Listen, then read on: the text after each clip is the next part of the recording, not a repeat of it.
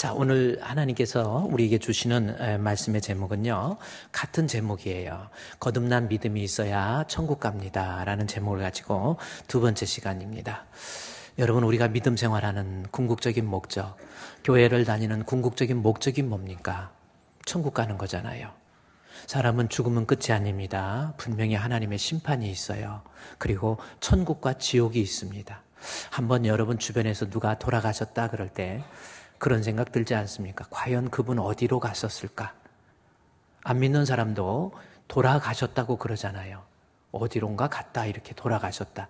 저승 갔다 이렇게. 그러니까 죽으면 모든 것이 소멸하고 끝나는 게 아니에요. 반드시 성경에 나온 것처럼 사람이 한번 죽는 것은 정하신 것이요, 그 후에 심판이 있어요. 그 심판 때 천국 가는 사람이 있고 지옥 가는 사람이 있다, 그 말씀이에요. 제가 늘 말씀드리지만 이 성경에 한 번만 나와도 믿어야 되는데 천국과 지옥에 대해서 계속 반복되고 있어요. 만약에 죽었는데 지옥이 있고 천국이 있으면 그때는 어떡할 겁니까? 말씀의 제목을 보세요. 그래서 말씀의 제목이 천국을 가기 위해서는 믿음이 있어야 돼요. 믿음이 있어야 천국 갑니다. 아멘. 우리가 너무나도 많이 배우고 알아왔던 거잖아요. 그런데 더 중요한 거, 믿음이 있어야 천국 가는데 그 믿음은 어떤 믿음? 거듭난 믿음이 되어야 하나님 앞에 천국 간다라는 거지요. 그러니까 여러분이 한번 생각해 보세요. 내가 교회는 다니는데 과연 거듭난 믿음을 가지고 있는지 이것을 반드시 점검할 필요가 있다라는 거예요. 그냥 교회만 다니고 그냥 교회 다니면서 교제하고 시간이 되면 투표라는 과정을 통해서 안수집사 되고 또 권사도 되고 장로도 되고 어떤 사람은 또 안수받아서 또 목사가 되고, 그런 과정보다 더 중요한 것이 내가 과연 하나님이 인정하는 거듭난 참 믿음이 있느냐라고 하는 거예요. 그래서 성경에서 제일 중요한 본문이 바로 요한복음이고요. 요한복음 중에서 제일 중요한 내용, 성경 전체 요약이 요한복음 3장입니다. 그래서 요한복음 3장에서 우리 기독교라고 하는 것 중에서 가장 중요한 내용이 뭐예요? 거듭난 믿음이 되어야 이 사람이 진짜 천국 간다라는 거지요. 여러분은 한번 생각해 보세요. 내가 거듭난 믿음인지, 아니면 교회만 습관적으로 다니는 건지, 아니면 머릿속에서 관념론적으로 그저 예수 믿어 이러고 있지는 않는지 여러분이 점검하라는 거지요. 오늘 본문에 등장하는 사람이 니고데모라고 하는 사람입니다. 니고데모와 예수님의 대화예요. 그래서 3장 1절 말씀에 니고데모라고 하는 사람이 예수님께 와요. 유대의 지도자이고 사내들은 공회의 의원이고 바리새인 중에 바리새인이었던 사람 니고데모입니다. 유대의 지성 이렇게 표현할 수 있고요. 유대의 지성 그리고 종교의 지도자. 그러니까 니고데모는 생각할 때 이 정도면 내가 하나님 앞에 인정받는 의인, 나는 이 정도면 내가 하나님 앞에 천국 갈 수 있는 사람이라고 아마 니고데모는 자신만만했어요. 그가 밤에 예수님께 찾아와서 예수님과의 대화를 하는 중에 우리 예수님께서 하시는 말씀, 아주 중요한 내용을 이야기하세요. 그 내용이 뭐냐면 3장 7절 말씀입니다. 너 종교적인 자산이 있고 하나님 말씀에 대한 지식도 있고, 니고데모가 얘기한 것처럼 예수님이 행하시는 기적도 보고 이적도 보고 표적도 보고 얼마나 신앙적인 자산이, 그런 자신이 있었어요. 나는 이 정도면 하나님 앞에 인정받고 나는 이렇게 하면 나는 천국 갈 수 있다, 이렇게 생각한 거예요. 그때 예수님께서 대화하시면서 내가 너에게 거듭나야 하겠다라는 말을 뭐예요? 놀랍게 여기지 말라. 여기서 놀랍게 여기지 말라라는 게 무슨 뜻이에요? 깜짝 놀란다. 갑자기 물체가 떨어져가지고 깜짝 놀라는 거. 어제 제가 우리 군포 성산교회 임직식이 있어가지고 우리 목사님들 임직식 끝나고 식사하러 목사님들이랑 그 장로님들이랑 같이 가서 식사하기 위해서 식당에 갔어요. 소와 소 이렇게 해가지고 소입니다. 500g에 17,000원밖에 안 가더라고요. 장소 가르쳐 드릴까요? 네. 고기를 굽는데 같이 여러 테이블에 놓고 이제 하는데 어떤 분이 옆에 테이블에 있는 사람은 이렇게 친구하고 같이 술도 먹고 그러는데 같이 고기를 구워서 먹다가 이분이 그 술을 그 알코올을 그 숯에다가 이게 술이 문제예요. 거기 알코올을 거기다 부은 거야. 그러니까 갑자기 빵 터지더라고요. 그래가지고 빵 터져가지고 그 사람 머리는 거기 지옥에서 나온 것처럼 막 이렇게 된 건 아니고 그래도 다행히 서프라이즈 깜짝 놀랐죠. 요한복음 3장 7절 말씀에 놀랍게 여기지 말라, 깜짝 놀라지 말라 이 뜻인가요? 예수님께서 너 거듭나야 하겠다라는 말, 놀랍게 여기지 말라, 이게 무슨 뜻이에요? 깜짝 놀라기 위해서 거듭나라는 말을 한 게 아니라는 겁니다. 여기서 놀랍게 여긴다라고 하는 것은 그 뜻이 무슨 뜻이냐면 헬라어에 보면요, 그 단어의 뜻이 정확히 나와 있어요. 다우마조라고 하는 단어입니다. 이게 놀랍게 여긴다라는 거예요. 놀랍다. 근데 이것은 우리말로 놀랍게라고 하는 말로 번역을 했는데 이게 원래의 뜻은 뭐냐면 내가 도저히 받아들일 수 없는 내 합리적이고 이성적인 생각으로는 내 관점에서는 이해할 수 없고 받아들일 수 없는 내용, 그것을 우리말로 놀랍게라는 말로 번역을 한 거예요. 그러면 요한복음 3장 7절에 있는 말씀 한번 생각해 보세요. 내가 거듭나야 하겠다라는 말을 뭐예요? 도저히 이해가 안 간다 할지라도, 내 상식적으로 이해가 가지 않는다 할지라도 그것을 그냥 건너가면 안 된다라는 뜻 아닙니까? 내가 받아들일 수 없는 거, 도저히 이해가 안 가는 거라고 한다 할지라도 그것을 그냥 넘어가지 말라라는 것이 놀랍게 여기지 말라 이런 뜻이에요. 다시 말해서 이 니고데모가 생각할 때 나도 하나님 앞에 이 정도 열심이 있고 이 정도 신앙적인 자산이 있고 율법에 대한 말씀에 대한 지식도 있고 어디 가서 기적도 보고 이적도 보고 예수님 베푸신 표적을 보고 물로 포도주 만든 사건도 보고 이 정도 있으면, 이 정도 하나님에 대한 믿음이 있으면 나는 괜찮겠다, 천국에 대해서 보장돼 있으리라고 그렇게 생각했던 니고데모에 대해서 너는 거듭나지 아니하면 이거 가볍게 여기지. 네 상식적으로 너 천국 갈 것 같지만 그렇지 않다라는 거예요. 거듭나야만이 천국 간다 그 말씀이에요. 여러분은 어떻습니까? 거듭났습니까? 한번 생각해 보세요. 제가 아까도 얘기했지만은 성경 전체의 요약을 요한복음 3장에서 찾을 수 있어요. 그렇죠? 그만큼 성경 전체의 요약이 요한복음 3장이라는 겁니다. 본문에서 계속 강조하는 것이 거듭난 신앙, 거듭난 신앙, 거듭나는 신앙. 이렇게 강조하고 있다는 거죠.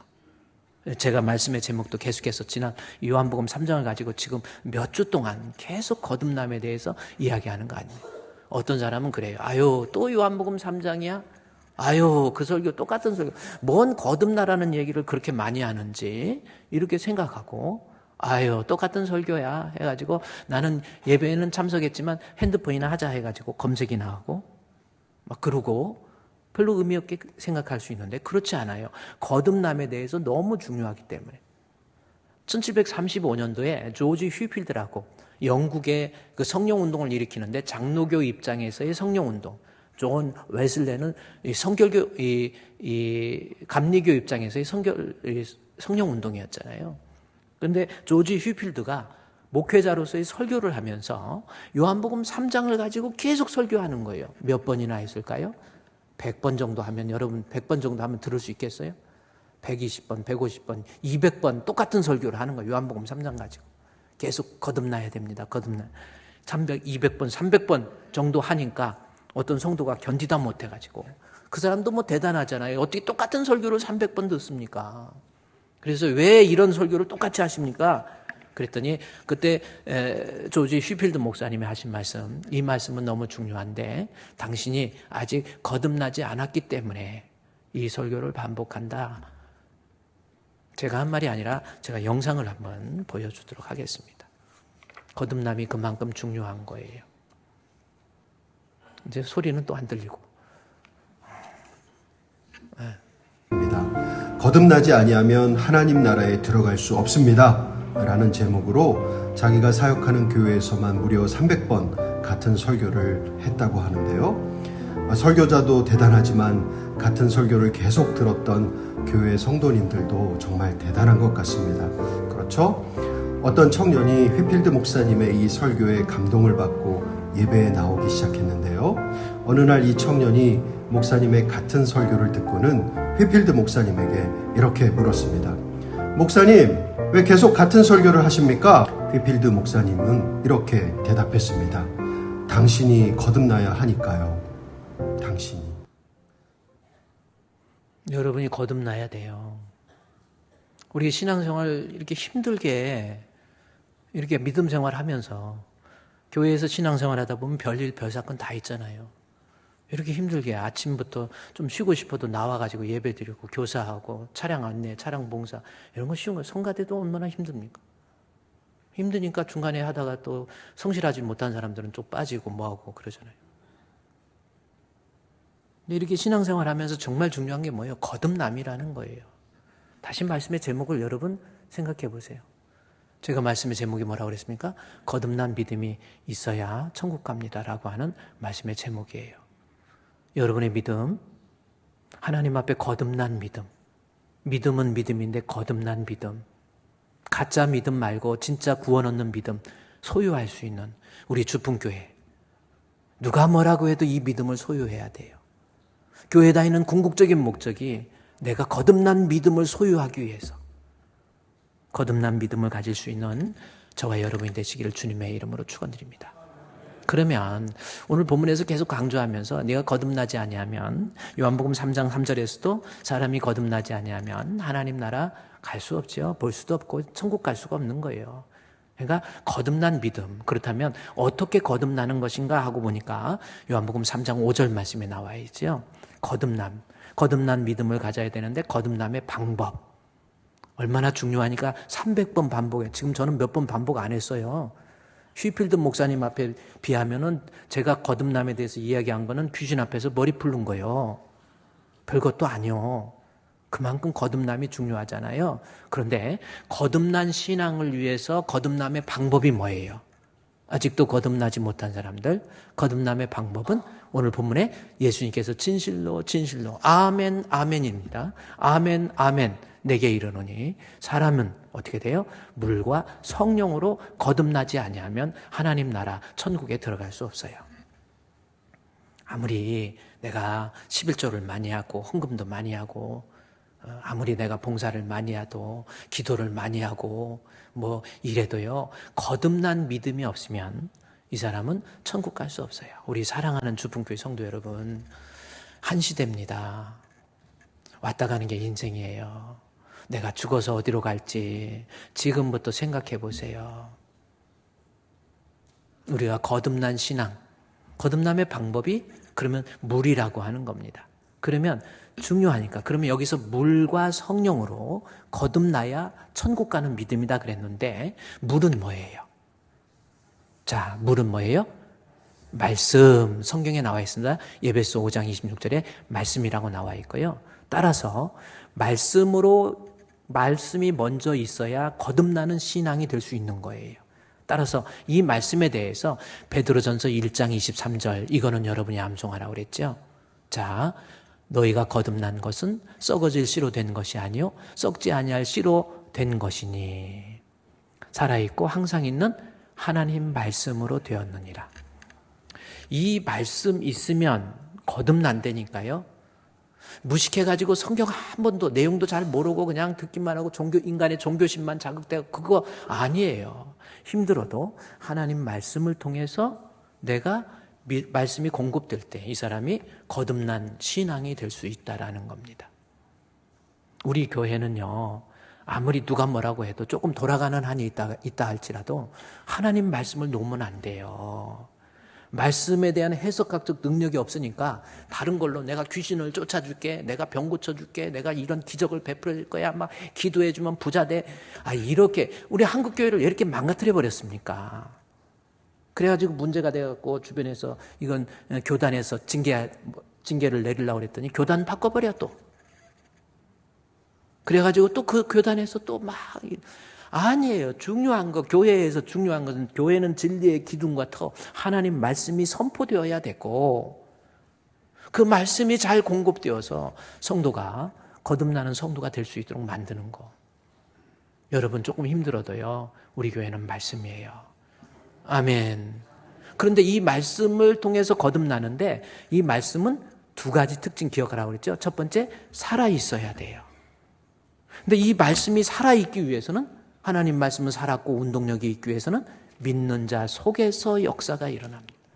내가 하나님 말씀 이해가 안 가더라도 말씀을 듣고 아멘, 아멘 믿으면 이 말씀이 살아있게 돼요.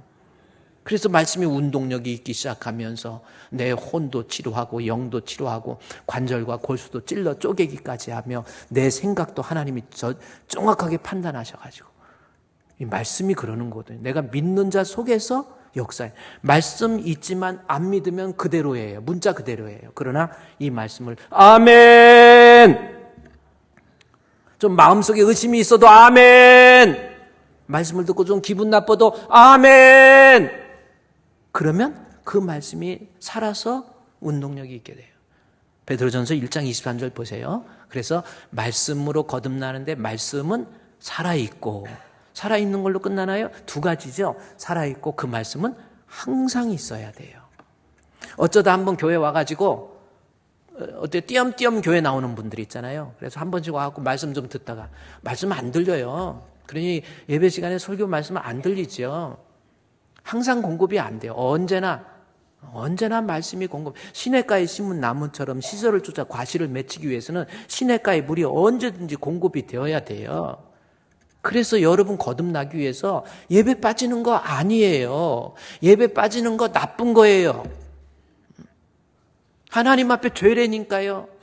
참석해서 하나님 말씀 듣고 하나님 말씀 깨닫고 주의 말씀을 받고 말씀 듣고 은혜 받고 기뻐하고 주의 말씀 받은 그날 참 기쁘고 즐겁도다. 말씀을 자꾸 공급이 돼요. 주일 오후 예배도 빠지는 거 아니에요. 오늘부터 힘들어도 그래 오늘 뭐 약속이 있으면 오늘까지는 내가 봐줄게요. 여러분 위해서 그래 말씀 제발 공급돼야 돼요. 주일 오후 예배도 참석하시고 수요 예배도 직장 끝나고, 그래서 우리가 수요 예배 7시 안 하고 7시 30분 이유는 뭡니까? 늦게나마 오시라는 거예요. 툭하면 예배 빠지는데 그 사람이 어떻게 거듭나겠습니까? 교인이지 성도가 아니에요. 말씀 자꾸 공급돼. 여러분 힘들게 하기 위해서 그런 게 아니에요. 심야기도도 나오셔서 말씀 자꾸 공급받으면. 다시 베드로전서 1장 23절. 하나님 말씀이 살아있기 위해서는 아멘, 아멘. 그 다음에 항상 계속해서 말씀 공급받으세요. 유튜브를 통해서도 말씀 자꾸 들으세요. 그래야 여러분이 거듭난 사람이 된다라는 겁니다. 중요한 말씀이니까 반드시. 그래서 요한복음 3장 5절 말씀에 다시 이야기합니다. 우리가 거듭난 것은 물, 즉 하나님 말씀. 그렇죠? 그래서 살아있고 항상 있어야 되고, 그 다음에 뭐예요? 성령으로 거듭나는 거예요. 그러니까 이 말씀에 대한 지식, 머리가 좋아가지고 천부적으로 타고나서 머리 좋은 사람이 있어요. 저도 옛날에 대학 다닐 때 아이들 과외를 시키면서 제가 느낀 게 있다고 한다면, 이렇게 딱 벌써 시켜보면 얘는 되는 애다 안 되는 애라는 이 느낌이 있어요.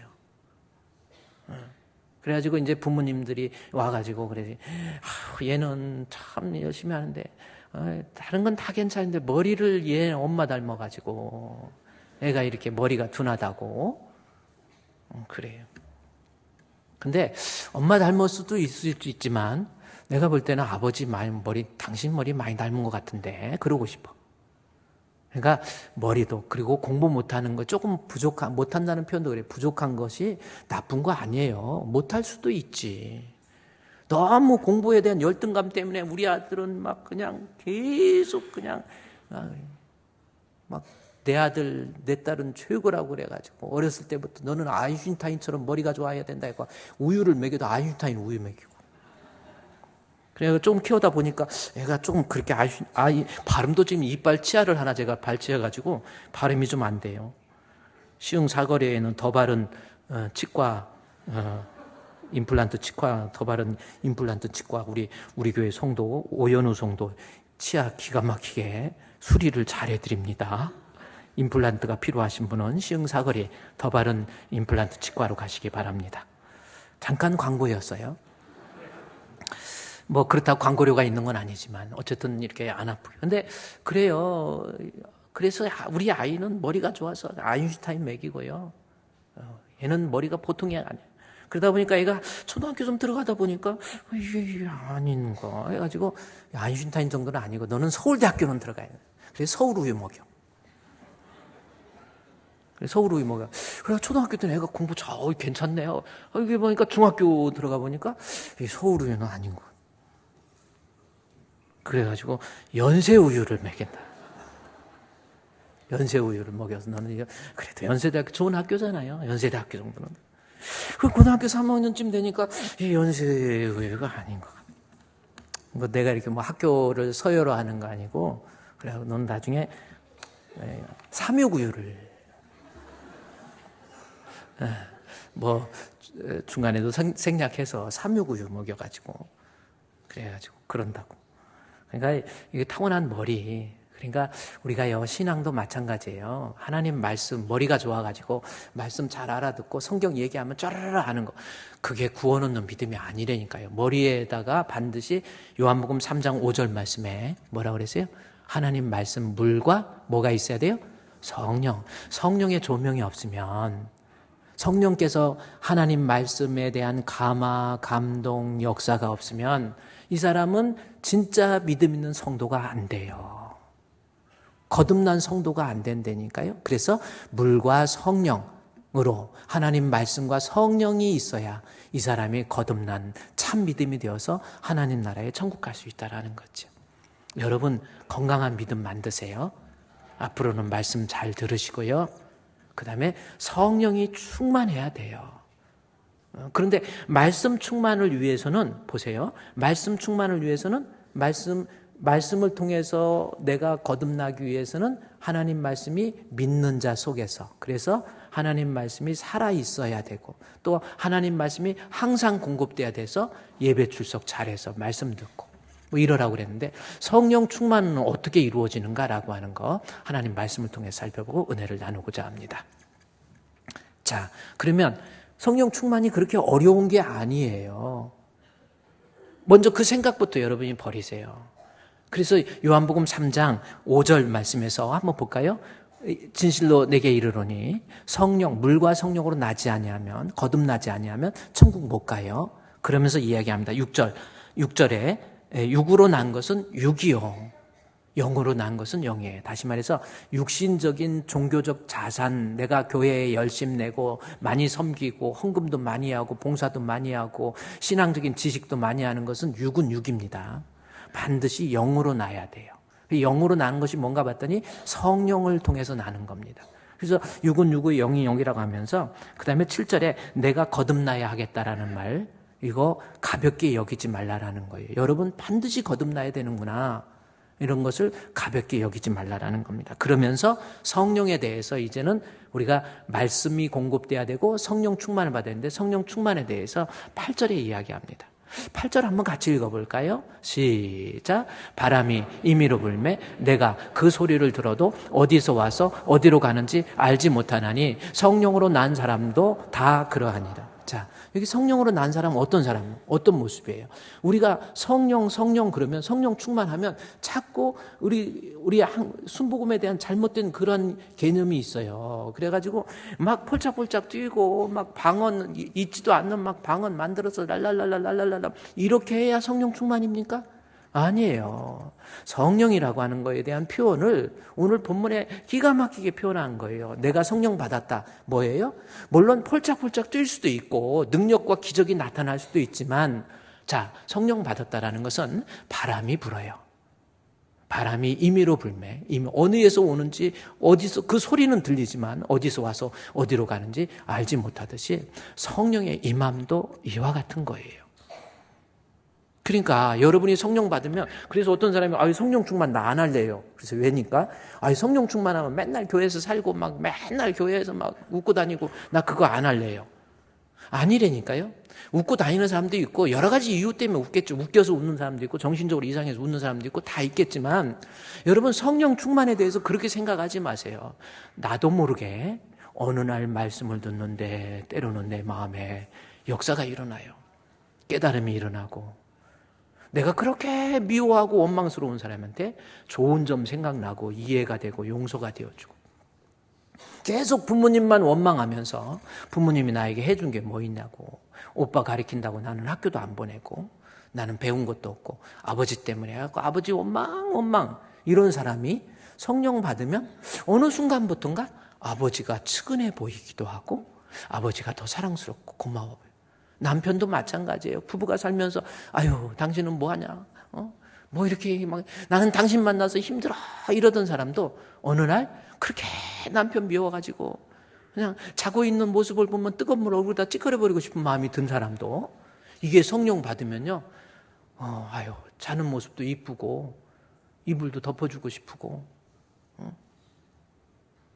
자는데 뽀뽀를 또 팍 하고 가고. 이게 실제로 그래요. 어떤 분이 안마 의자에 앉아서 딱 하고 있는데 하도 이뻐가지고 볼에다 뽀뽀를 했대요. 그거 20, 30대에서 일어날 수 있는 일이라고 생각하는데 70을 가까이인 분이 그렇게 뽀뽀를 했어요. 하니까 뽀뽀를 받은 남편이 놀래가지고 뭔지 놀래서. 그래서 제가 그 소리 듣고 내가 생각한 게 뭐냐면, 보세요. 사람의 마음, 성령 받았다고 다른 거 막 폴짝폴짝 뛰는 거 이런 거 아닙니다. 그냥 남편이 사랑스러워요. 고마워 여보. 안마 의자에서 누워있는 모습 보면 측은해 보이기도 하고. 그래서 고마워, 사랑해, 감사해. 이게 바뀐다니까요. 바람이 임의로 불매 어디서 와서 어디로 가는지 알지 못해요. 또 아내도 마찬가지예요. 남편에게 성령이 충만하면 옛날에 툭 하면 막 아내한테 화내는 것들 있잖아요. 아내한테 화내고 구박하고, 그래서 자꾸 그러지 말라고 내가 아내한테 잘하라고 그랬더니 아유 목사님 잘할 만 해야 잘하지요. 아유 왜 그냥 아유 말도 마세요. 이게 뭐 왜 배가 이렇게 나와서 똥자루라고 그래. 똥자루가 뭡니까? 그래서 여러분 여자들 웬만하면 다 배 나왔어요.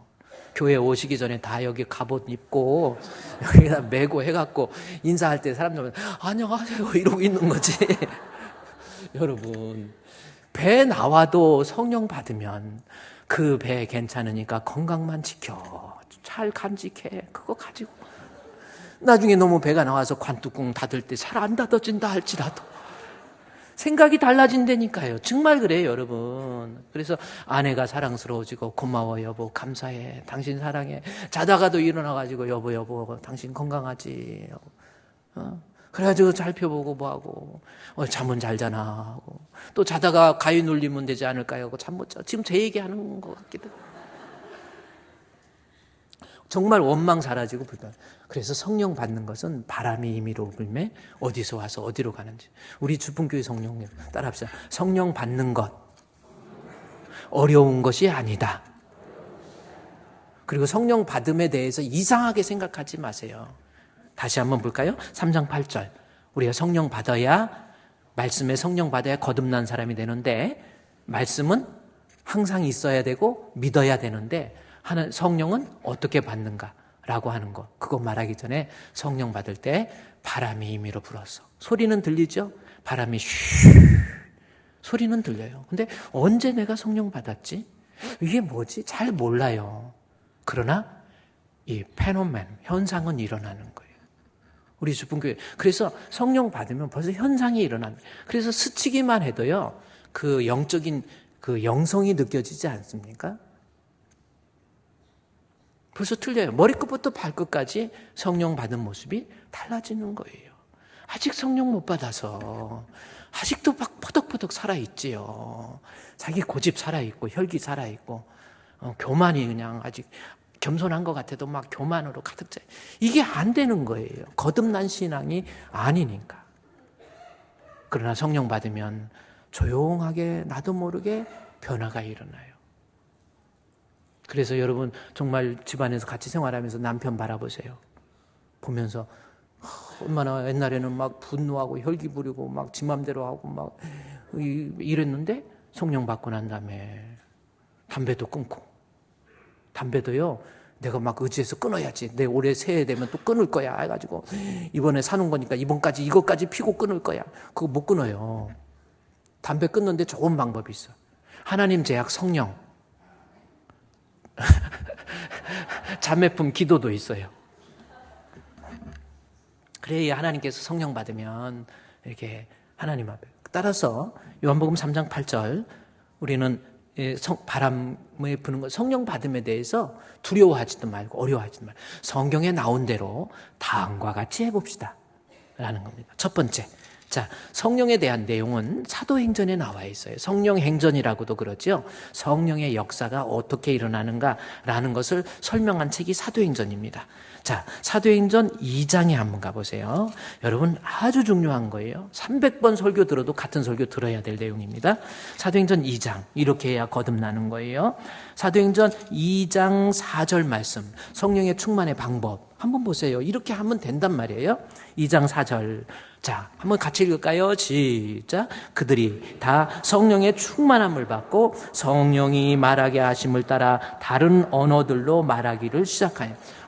여기 보니까 성령 행전에 성령의 역사가 어떻게 일어났는가를 설명하는 이 성령 행전에 사도행전에서 성령의 충만함을 받았다라고는 말씀이 나옵니다. 그러면 우리도 성령 충만 받을 방법이 있다라는 거잖아요. 그래서 2장 4절에 그들이 다 성령의 충만함을 받았다. 그러면 그들이 어떤 사람인가 봤더니 2장 1절에 나와 있어요. 오순절 날이 이미 이름에 그들이 다 같이 한 곳에 모여있는 오순절 날 마가의 다락방에 모여 있었던 거예요. 그럼 모여서 뭐 했는가 봤더니 이 1장 14절 말씀에 예루살렘에 있는 사람들이 여자들 남자들 다 모여가지고 거기에 모인 사람이 뭐 했어요? 오로지 기도에 힘쓰니라 나와 있잖아요. 무슨 기도했을까? 예루살렘, 여기 앞에 예루살렘이라는 말이 나와 있죠. 예루살렘에서 여기 12절에 예루살렘 이야기가 나와요. 예루살렘에 왜 모였어요? 모인 이유는 우리 주님께서 1장 4절 말씀에 예루살렘 떠나지 말고 내가 너희들에게 하나님 우리에게 약속한 그 다음 절에 성령 기다리라는. 그러니까 이들이 모여서 다시 사도행전 2장 1절에 오순절 날에 이들이 모여서 성령 달라고 기도한 거예요. 그러면 성령 주셨다라는 겁니다. 간단하지요. 한번 이렇게 여러분 해보세요. 언제까지 우리 신앙생활을 그냥 정신력으로 하겠습니까?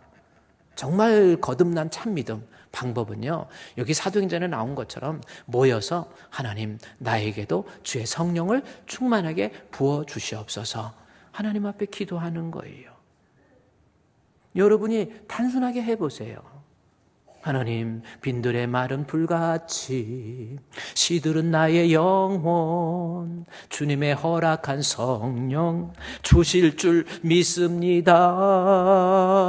가물음의 마른 땅에 단비를 내리시듯 성령의 단비를 부어 새 생명 주옵소서. 하나님 앞에 주의 이름을 의지해서 기도해 보세요. 하나님, 나에게 성령을 충만하게 허락해 주시옵소서.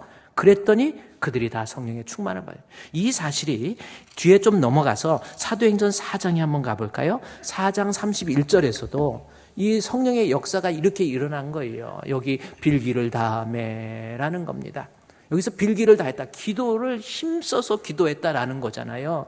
이 사도행전 4장의 앞에 있는 내용은 뭐냐면 베드로와 다른 사도들이 예수가 그리스도라는 것을 선포하면서 기도해 주는데 능력도 일어나고 놀라운 역사가 일어나는 거예요. 그러니까 유대교에 있었던 바리새인들과 서기관들 그리고 이 사두개인들이 이 바울과 이 사도들을 죽이려고 합니다. 그래서 그들이 하나님 앞에 기도하는 거예요. 하나님, 저들의 핍박에 굴지 않고 내가 복음을 전하게 해주시고 우리가 손을 얹고 기도할 때 능력이 나타나게 해주시옵소서. 그것이 사도행전 4장 29절에 나와 있잖아요. 사도들이 기도해요. 우리 누가 핍박이 있다고 복음 전하는 건 멈추지 않게 해주시고 하나님 말씀을 전하게 해주시고 담대하게 전하게 해주시고 3절에 손을 내밀어서 병 낫게 해달라는 그러한 기도. 그랬더니 31절이 그겁니다. 하나님 앞에 기도했더니 뭐가 있어요? 모인 곳이 진동하더니 무리가 다 성령의 충만함. 자, 모여서 기도하면 성령의 충만함을 우리 하나님은 분명히 허락해 주십니다. 하나님이 약속하셨잖아요. 얼마나 약속을 했냐면 이 사도행전과 누가복음은 저자가 같아요. 근데 누가복음 11장 13절 말씀에 보면 우리 이 누가가 기록하면서 그래요. 누가는 의사입니다. 과학자예요. 무식한 사람 아니에요. 그래서 이 성경을 보니까 누가가 뭘 기록했냐면 구하는 내가 너에게 악할지라도 자식들이 부모가 악하다라는 표현보다도 줄 수 있는 힘이 없을지라도 좋은 것 자식에게 주려고 하는 것 이것이 아비와 어미의 마음인데 너희 하늘 아버지께서 구하는 자에게 뭘 줘요? 성령 달라고 기도하면 하나님은 성령을 주시지 않겠느냐? 성령을 주실 줄도 믿습니다. 우리 주품교회 성도들 그렇게 해보세요. 거듭난 믿음. 내가 하나님 말씀은 있지만 성령, 다시 말해서 이 성령을 위해서는 내가 하나님 앞에 기도하는 거예요. 주여 나에게 주의 성령 부어주시옵소서. 또 모여서 하나님 앞에 기도하는 거예요. 주여 나에게 성령을 충만케 허락해 주시옵소서. 제가 1738년도에 있었던 1735년도부터 이 존 웨슬레라고 하는 분, 이분이 일으켰던 영국의 부흥운동이 성령운동입니다. 제가 파워풀 성령이라고 하는 그 책 한번 여러분이 참고해 볼 필요가 있는 책이에요. 뭐 기독교 고전이기 때문에 1700년도 사람이기 때문에 꼭 좀 어려운 내용들이 많이 있지만은 이 존 웨슬레의 성령에 대한 내용들을 다른 사람이 쓴 내용입니다. 근데 이 파워풀 성령이라고 하는 요 말씀은요, 어떤 의미냐면 이분이 누구냐면요, 아주 머리가 키가 막 아까 그 아기가 공부 못해서 엄마 닮은 그런 아우 아주 15번째 아들입니다. 얘네 아버지 대단하셔. 아기 19명까지 낳았잖아요. 부인이 몇 명? 1명. 우리 주품교회 여자들이요, 용기를 가지라. 19명까지 낳은 거예요. 그래 14번째 아들이 존 웨슬레고 15번째 아들이 찰스 웨슬레입니다. 근데 찰스 웨슬레는 여러분이 교회사를 보면 어떤 내용이 나와 있냐면 찬양을 기가 막히게 잘하는 거예요. 찬양의 내용들을 기가 막히게 쓰는 거예요. 웨슬레가 찬송가 시를 쓰고 찬송가. 그래서 여러분이 우리가 이렇게 보고 있는 찬송가 중에 이 찰스 웨슬레가 쓴 찬송가 시가 그렇게 많아요. 나 같은 죄인 살리신 주 은혜 놀라와 막 이런 찬양. 영국에서 기독교 음악 있잖아요. 찰스 웨슬레의 영향이 아주 커요. 클래식한 기독교 음악은 독일에서 우리 핸델의 메시아 같은 거 있잖아요. 핸델의 메시아 같은 거. 우리 이번에 우리 성탄절 날 우리 칸타타 할 때 아마 우리 할렐루야 찬양대에서도 핸델의 메시아 중에 곡이 좀 들어가죠. 뭐 주의 이름 같은 거, 주의 이름 구주의 영광 나타나리 하면은요, 막 감동이 막 와. 감동도 하나도 안 오는 분들은 좀 그래. 어쨌든요, 찰스 웨슬레는 그렇게 했는데, 존 웨슬레, 자기 파워풀 성령이라고 하는 거예요. 존 웨슬레가 너무 머리가 좋아가지고 옥스퍼드 대학에 14살 때 들어가요. 옥스퍼드 대학에. 그리고 그곳에서 공부를 하면서 성경을 얼마나, 아버지가 목사님이에요. 성공의 목사님이었거든요. 얼마나 경건주의 훈련을 받았는지 성경에 대해서 철저히 읽고 듣고 묵상하고 성경 사랑하고 막 그래요. 그래서 말씀에 대한 지식이 대단해요. 그리고 종교적인 열심도 대단했어요. 그런데 이 사람의 마음속에 항상 뭔가가 내가 하나님 말씀으로 채워지고 신앙적 자산이 이렇게 많은데도 밖에 나가면 예수 냄새가 안 나요. 늘 세속적이고 육신적이고 물질적이고 아무것도 안 지고 자존심만 막 세우고 분노하고 혈기 부리고 욕하고 싸우고 이게 변화가 안 돼. 이게 웬일일까? 이러다가 1738년 5월 24일 올드 스킷이라고 하는 그 거리가 있습니다. 영국의 스트리트 있잖아요. 올드 스킷 스트리트 그렇게 되어 있어요. 올드 스킷 거리라고 하는 그 거리에 조그마한 건물 안에 교회가 있었어요. 그 교회에서 모라비안 교도들입니다. 그들 기독교인들이에요. 모라비아 기독교인들이 모여가지고 같이 찬양하고 기도하면서 거기에 가서 들어가 보니까 그때 마침 로마서 주석의 서문을 읽는 거예요. 서문을 읽다가 이 사도행전 로마서 7장 24절 25절 말씀이 갑자기 존 웨슬레의 마음속에 콱 온 거예요. 오호라 나는 곤고한 자다. 나는 묶여 있다라는 거지요. 말씀에 대한 지식도 많은데 내 신앙이 왜 이렇게 이 모양이지? 오호라 나는 곤고한 자라. 이 사망의 몸에서 누가 나를 건져내랴. 이 로마서 서문을 읽는데 가슴이 뜨거워지는 거예요. 그 다음 절 말씀에 꼭 자기를 향한 말씀이에요. 우리 주 예수 그리스도로 말미암아 하나님께 감사. 그러면서 뭡니까? 그런즉 내가 내 마음으로는 하나님의 법을. 여러분, 그런 사람 지금 신앙생활하면서 마음으로는 기독교인 맞아요. 내 마음 생각은 이런데 내 육신으로는 살아가는 모습을 보니까 죄의 법을 섬기고 있는 거예요. 그러면서 오라 나는 이 공고한 자 누가 건져내? 그 말씀 읽고 그가 하나님 앞에 이거는 아니지. 주여, 내게도 중세시대에 중단되었던 성령, 초대교회에 일어났던 그 성령의 충만함을 내게도 허락하여 주시고 내게도 허락해 주시고. 그러다 그게 1738년 5월 24일 밤 7시 45분 정확히 나와 있어요. 떼글떼글 굴르면서 성령이 들어오니까 존 웨슬리 이제 완전히 변하는 거예요. 말하는 거 완전히 달라져요. 생각하는 거 완전히 달라져요. 아까 얘기했듯이 만나는 사람마다 그들에게 기쁨을 주고 만나는 사람마다 그들에게 행복을 주고. 그게 무슨 힘입니까? 성령이 감화감동 역사하니까 보는 사람마다 긍휼히 여겨지고 예수 안 믿는 사람 믿게 하고 길거리 다니면서 예수 믿으세요. 술집에까지 방문하면서 예수 믿으세요. 탄광에 가서 예수 믿으세요. 예수 믿으세요. 그가 뛰어다니면서 1년에 12,000km를 전도하는 거예요. 뛰어다니면서 전도하는 거예요. 12,000km. 그가 평생 동안 뛰었던 전도거리가 40만 km. 40만 km가 또 몇 km인지도 또 알아야. 지구 한 바퀴 둘레가 몇 km예요? 그거 어떻게 아냐고 그래요. 서울에서 부산까지 거리도 모르는데 그러지 마시고. 한 바퀴가 4만 km, 4만 174km입니다. 그런 것도 좀 하나씩 알아놔. 어떠다가 한 번씩. 4만, 그러니까 뭐예요? 40만 km 지구를 10바퀴 돌아요. 전도하기 위해서. 성령이 내 안에 들어오니까요. 여러분 변하는 거 아닙니까?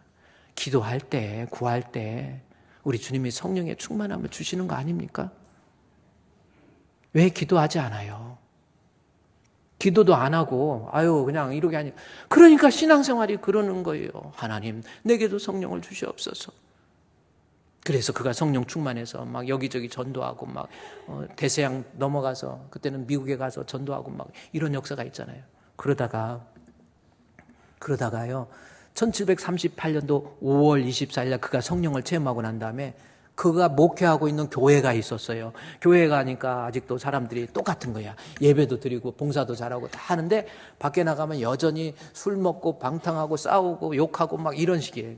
하나님 이 교회에도 주의 성령을 충만하게 해주시옵소서. 기도하다가 영시 예배 드릴 때, 그러니까 1739년도 영시 때, 그러니까 1738년도 12시 밤 24시 때, 그때 언약 갱신 예배. 그러니까 우리는 송구 영신 예배 드리잖아요. 이번에 여러분 송구 영신 예배 꼭 드려요. 한 해를 시작하면서 하나님 앞에 예배부터 시작해 보세요. 우리 지난번에 우리 양기대 의원이 목사님 나 힘드는데 목사님 기도 좀 해주시고 목사님 교회 좀 갈게요 그러더라고요. 그래서 교회 자꾸 왔다 갔다 하지 마. 네 그랬어요. 그러면은 새해 시작하는 영시 예배 때 그때는 한번 와서 같이 예배 드리고 그리고 신자가 되세요. 정직한 신자가 좀 되세요. 제가 그랬어. 좀 편안하게 얘기했어요. 그랬더니 알겠습니다. 그래요. 한 해 시작하면서 예배부터 시작하는 거 얼마나 귀합니까? 그런데 이 존 웨슬레가 영시 예배 드리면서 언약 갱신 예배라고 하는 거, 이 하나님 앞에 언약 갱신 예배로 바꿔서 영시 예배를 드린 거예요. 그래서 언약 갱신 예배가 영시 예배의 모습으로 바뀐 것이 존 웨슬레 때부터. 그래서 지금도 감리교회에서는 언약 갱신 예배로 송구 영신 예배 그러는 거잖아요. 그런데 거기에서 송구 영신 예배를 드리면서 웨슬레가 자기의 성령의 충만함을 넣고 기도하고 말씀 전하면서 우리 하나님 앞에 기도합시다. 우리 성령 달라고 기도합시다. 해가지고 영시 예배 드리고 우리 하나님 앞에 기도합시다라는 말과 함께 같이 성도들이 모여서 기도하다가 그곳에 놀라운 역사가 일어난 거예요. 거기에 성령의 충만함이 웨슬레가 섬기고 있는 교회에 뜨겁게 일어나는 거예요. 여러분, 언제까지 한번 따라와 보세요. 내가 주의 성령으로 하나님 앞에 기도할 때 주의 성령으로 충만함 누릴 수 있는, 그래서 참 믿음 돼야지요. 성령 받는 거 나쁜 거 아니에요. 그리고 어렵지도 않습니다. 하나님은 구하는 자에게 주세요. 은혜 구한 내게, 은혜를 구하면 은혜의 주님, 은사 구하면 은사 구한 내게, 은사의 주님, 신유 구하면 신유 구한 내게, 신유의 주님. 달라는 거 주세요. 하나님 앞에요, 정말 주여, 내가 이 땅에 살면서 정말 하나님 앞에 인정받는 성도, 내 실력, 내 재능, 내 종교적인 자산, 내 직분 이런 거 자랑하지 마시고 주여, 내게도 주의 성령 충만하게 내려주셔서 거듭난 신앙 되게 해 주시옵소서. 약속하신 성령 분명히 주실 줄로 믿습니다. 이것이 성령 받기 위한 첫 번째 조건이에요. 두 번째 성령, 이거는 사도행전 2장에 나와 있는 거니까 두 번째, 사도행전 2장에 다시 가보세요. 2장 이제 37절 말씀에 있습니다. 이 말씀도 좀 봐요. 우리 한번 말씀 37절, 38절 두 절을 같이 성령 충만하게 받을 수 있는 방법 두 가지입니다. 첫 번째는 하나님 앞에 기도할 때, 두 번째는 시작. 그들이 이 말을 듣고 마음에 찔려 베드로와 다른 사도들에게 물어 이르되 형제들아 우리가 어찌할꼬 하거늘 베드로가 이르되 너희가 회개하여 각각 예수 그리스도의 이름으로 세례를 받고 죄사함을 받으라. 그리하면 성령을 선물로, 할렐루야. 성령 행전에서 이야기한 성령 초대교회 때 받았던 그러한 모습이 뭐예요? 모여서 기도했고 또 하나는 뭐예요? 하나님 말씀 듣는 거예요. 근데 대신 말씀 들을 때 내 양심에 찔리고 가책이 일기고 막 기분 나쁘고 그래 나 들으라고 하는 것 같고 해서 목사님 쳐다도 못 보는 거예요. 목사님이 아는 것 같아. 목사님 어떻게 당신 일렀어?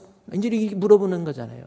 옛날에 제가 독산동에 있을 때 열심히 설교하고 그랬더니 그 전에 그래요. 목사님은 어떻게 그렇게 막 우리 마음을 꿰뚫어 보내는 거예요. 그래서 이렇게 하면서 뭐가 있냐고 나보고. 그래서 아니 그런 거 없어요. 그래서 설교할 때 그래가지고 부부가 같이 예배 드리고 있다가 보면 꼭 목사님이 그래서 옆에 툭 치면 너 일렀지? 너 목사님한테 말했지? 이런 거예요. 그런데 어느 날 버스 타고 차를 타고 승용차를 타고 오면서 나눴던 얘기니까 목사님한테 읽을 시간도 없었대. 근데 설교를 들으니까 꼭 마치 자기 모습을 보고 이 얘기하는 것처럼 이야기를 하시더래. 그러면서 목사님 귀신 같아요 그러더라고.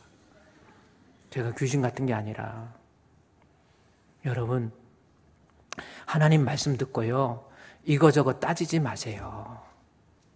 내가 하나님 말씀을 듣고 가슴에 마음에 찔리면 하나님 앞에 회개하세요. 하나님 내가 잘못했습니다. 나의 죄 용서해 주세요. 그러면 하나님이 내 죄를 사해 주신다니까요. 아멘.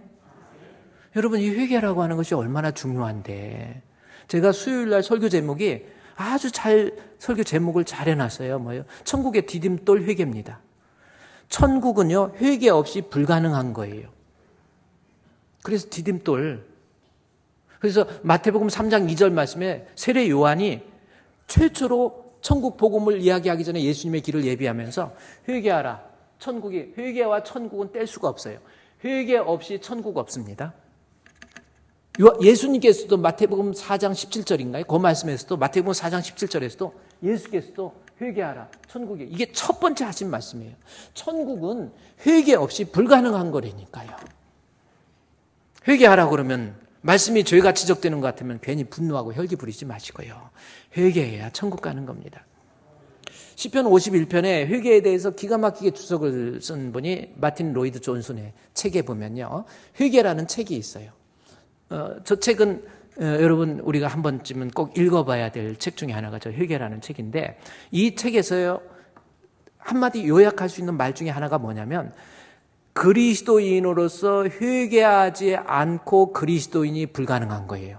그러니까 회개하지 않은 성도가 그리스도인이 될 수 없다. 보세요. 회개하지 않은 성도가 그리스도인이 될 수가 없다라는 겁니다. 따라서 진짜 그리스도인은 어떻게 해야 돼요? 내가 살아가면서 예수를 믿고 살아가면서 하나님 앞에 철저한 회개의 체험이나 흔적이 없으면 그리스도인이라는 이름을 띄어라 그랬어요. 그러니까 하나님 앞에 보면 막 무슨 일 있고 무슨 사건이 있으면 막 화만 내고 분노만 부리고 자기만 잘했대요. 이거 아직 성령 못 받은 거예요. 근데 그냥 내가 미안한 거야. 내가 잘못했지요. 내가 잘못이에요. 이게 떠오르는 사람이 있어요. 이게 성령의 역사라니까요.